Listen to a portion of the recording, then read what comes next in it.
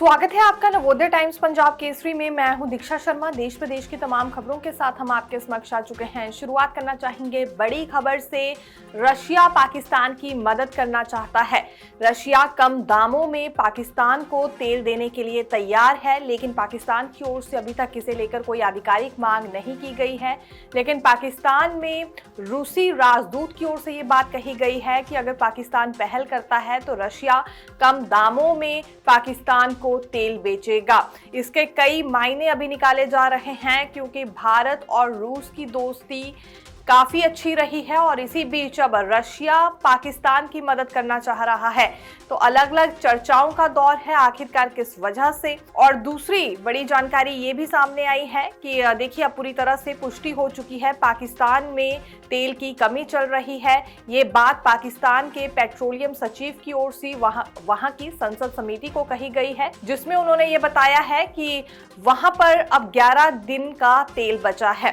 इसके अलावा तेल की खपत होने वाली है। आने वाले दिनों में पाकिस्तान अब इस कमी से कैसे उभरता है देखना होगा। कि आधिकारिक मांग अब पाकिस्तान की ओर से रशिया के समक्ष उठाई जाएगी तेल खरीदने को लेकर, ये देखना भी रोचक रहने वाला है, क्योंकि यहाँ रशिया ने पहले ही ऐलान कर दिया है कि वो पाकिस्तान की मदद करने के लिए तैयार है। दरअसल अभी रशिया में तेल की कीमतों की बात करें तो 70 से 76 डॉलर प्रति बैरल है, लेकिन इंटरनेशनल मार्केट में 95 से 105 डॉलर प्रति बैरल ये कीमत बताई जा रही है। तो काफी कम दामों में, यानी कि ये 70 से 76 के बीच डॉलर प्रति बैरल यहाँ पर तेल बेचा जा सकता है पाकिस्तान को।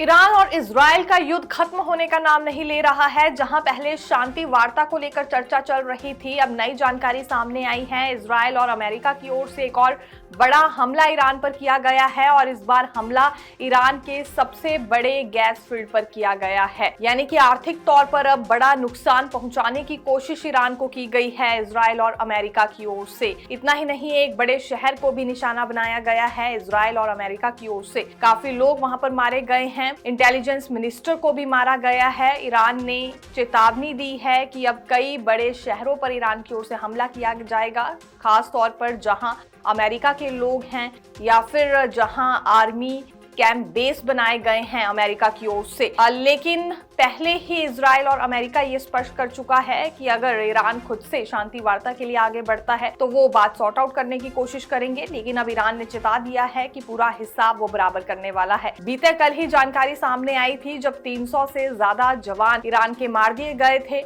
इतना ही नहीं, यहाँ सिक्योरिटी चीफ को भी मारा गया। लगातार इस तरह की बड़ी खबरें ईरान से सामने आ रही है। वहां के बड़े नेताओं को मारा जा रहा है और कई लोग भी बुरी तरह से प्रभावित हो गए हैं। काफी बड़ी संख्या में लोगों की वहां मौत हो गई है। घर परिवार पूरी तरह से बिखर कर रह गया है और अब ईरान में बदले की भावना पूरी तरह से चल रही है। यह युद्ध कब तक जारी रहता है देखना होगा। दूसरी ओर, क्योंकि नाटो से जुड़े सभी देशों ने यह इनकार कर दिया है कि वो अमेरिका का साथ नहीं देने वाले हैं और इस बात पर भी डोनाल्ड ट्रंप ने अपनी नाराजगी जताई है। उत्तर पश्चिमी भारत में अगले 2 दिन तक मौसम खराब रहने वाला है। मौसम विज्ञान केंद्र की ओर से प्रेडिक्शन जारी कर दी गई है कि 21 मार्च तक ये मौसम अब खराब रहेगा। दरअसल पश्चिमी विक्षोभ सक्रिय हो गया है और आने वाले दिनों में भी हालात ऐसे ही बने रहेंगे। बंगाल की खाड़ी में जो पश्चिमी इलाकों की तरफ तूफान बढ़ रहा है, उससे काफी ज्यादा परेशानी बढ़ गई है। पश्चिमी हिमालयों में क्योंकि बर्फबारी का सिलसिला जारी है। दूसरी ओर उत्तर भारत में लगातार बारिश हो रही है। दिल्ली, एनसीआर समेत उत्तर प्रदेश, बिहार, राजस्थान में बारिश का सिलसिला जारी है, जिस वजह से गर्मी से जरूर राहत मिली है, लेकिन वहीं पहाड़ों की मुश्किलें एक दफा फिर बढ़ गई है।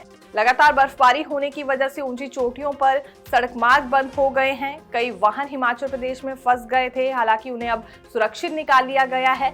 लेकिन पहाड़ी राज्यों में सरकार की ओर से और मौसम विज्ञान केंद्र की ओर से यही एडवाइजरी जारी की जा रही है कि ज्यादा ऊंची चोटियों पर पर्यटक ना जाए और यदि ट्रैकिंग को लेकर कुछ भी प्लान किया है तो फिलहाल के लिए उसे टाल दें, क्योंकि अगले 2 से 3 दिन तक मौसम खराब रहेगा और बारिश बर्फबारी का सिलसिला जारी रहेगा।